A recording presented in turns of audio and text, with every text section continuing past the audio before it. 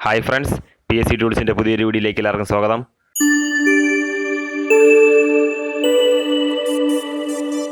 +2 preliminary എക്സാമിൻ്റെ സിലബസാണ് നമ്മളിന്ന് ഇവിടെ നോക്കാൻ പോകുന്നത്.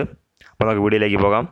ഇപ്പോൾ മുൻ വർഷത്തെ +2 പ്രിലിമിനറി എക്സാമിൻ്റെ സിലബസിൽ മാർക്ക് ഡിസ്ട്രിബ്യൂഷൻ വന്നിട്ടില്ലായിരുന്നു. അപ്പോൾ ഈ പ്രാവശ്യം ആ ഒരു ചേഞ്ച് മാത്രമേ വന്നിട്ടുള്ളൂ. അല്ല, ടോപ്പിക്കെല്ലാം കഴിഞ്ഞ വർഷത്തെ പോലെ തന്നെയാണ്. അതിൽ ചെറിയൊരു വ്യത്യാസം, ഓരോ ഏരിയയിൽ നിന്ന് എത്ര മാർക്കിന് ചോദിക്കുമെന്നൊരു ഇത് മാത്രമേ തന്നിട്ടുള്ളൂ. അപ്പോൾ ആദ്യം ചരിത്രത്തിൽ നിന്ന് 5 മാർക്കിനാണ് ക്വസ്റ്റ്യൻ വരുന്നത്.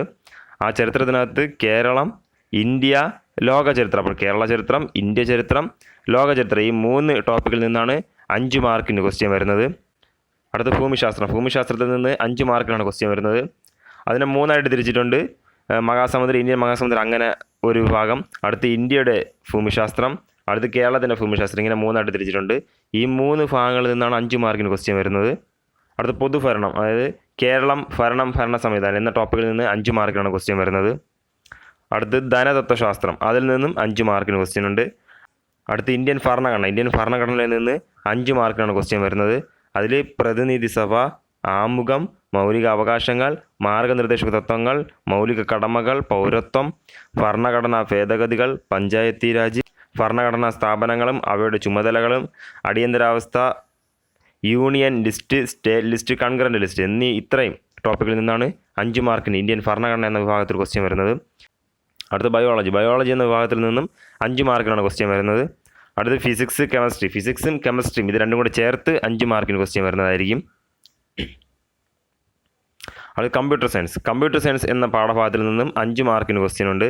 10th പ്രിലിംസിന് കമ്പ്യൂട്ടർ സയൻസ് എന്ന ടോപ്പിക് ഇല്ല, എന്നാൽ +2ന് കമ്പ്യൂട്ടർ സയൻസ് ഉണ്ട്. അപ്പോൾ അതിൽ നിന്ന് 5 മാർക്കിനാണ് ക്വസ്റ്റ്യൻ വരുന്നത്.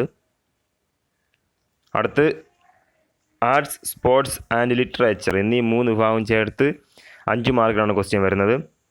അടുത്ത് കറണ്ട് അഫയേഴ്സിൽ നിന്നും 5 മാർക്കിനാണ് ക്വസ്റ്റ്യൻ വരുന്നത്. 10th പ്രിലിംസിന് കറണ്ട് അഫയേഴ്സിൽ നിന്നും 10 മാർക്കിന് ക്വസ്റ്റ്യൻ ഉണ്ട്, എന്നാൽ +2 പ്രിലിംസിന് 5 മാർക്കിന് കറണ്ട് അഫയേഴ്സിൽ നിന്ന് ക്വസ്റ്റ്യൻ ഉള്ളൂ.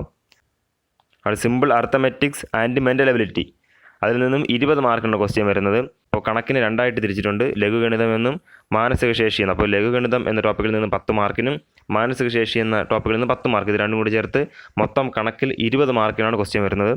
അടുത്ത് ഇംഗ്ലീഷിൽ നിന്നും മൊത്തം 20 മാർക്കിനാണ് ക്വസ്റ്റ്യൻ വരുന്നത്. അതിനെ ഇംഗ്ലീഷിന് 2ആയിട്ട് തിരിച്ചിട്ടുണ്ട്, ഇംഗ്ലീഷ് ഗ്രാമറും വൊക്കാബുലറി. അപ്പോൾ ഇംഗ്ലീഷ് ഗ്രാമറിൽ നിന്നും 10 മാർക്കിനും വൊക്കാബുലറി എന്ന വിഭാഗത്തിൽ നിന്നും 10 മാർക്ക്, ഇത് രണ്ടും കൂടി ചേർത്ത് ടോട്ടൽ ഇംഗ്ലീഷിൽ പൊതുവായിട്ട് വരുന്നത് 20 മാർക്കിനാണ് ക്വസ്റ്റ്യൻ വരുന്നത്. അടുത്ത് മലയാളം എന്ന പാഠഭാഗത്ത് നിന്ന് 10 മാർക്കിനാണ് ക്വസ്റ്റ്യൻ വരുന്നത്. അതിൽ പദശുദ്ധി, വാക്യശുദ്ധി, പരിഭാഷ, ഒറ്റപ്പദം, പര്യായം, വിപരീത പദം, ശൈലികൾ, പഴഞ്ചൊല്ലുകൾ, സമാന പദം, ചേർത്തെഴുതുക, സ്ത്രീലിംഗം, പുല്ലിംഗം, വചനം, പിരിച്ചെഴുതൽ, ഘടകപദം അല്ലെങ്കിൽ വാക്യം ചേർത്തെഴുതുക. അപ്പോൾ ഈ 13 പാഠഭാഗത്തു നിന്നാണ് മലയാളത്തിൽ പൊതുവായിട്ട് 10 മാർക്കിന് ക്വസ്റ്റ്യൻ വരുന്നത്. അപ്പോൾ 10th പ്രിലിംസിനെ അപേക്ഷിച്ച് +2 പ്രിലിംസ് ഒരു വലിയൊരു ഏരിയ തന്നെയാണ്.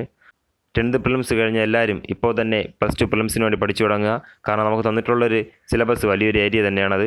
അപ്പോൾ ഇപ്പോഴേ പഠിച്ചു തുടങ്ങിയാൽ നമുക്ക് സമയത്തിന് അതൊന്ന് ഫുള്ളായിട്ട് കവർ ചെയ്ത് തീർക്കാൻ സാധിക്കൂ. അപ്പോൾ എല്ലാവർക്കും നല്ലൊരു വിജയം ലഭിക്കട്ടെ. അപ്പോൾ അടുത്തൊരു വീഡിയോ കാണുന്നവരെ, thanks to all, bye by.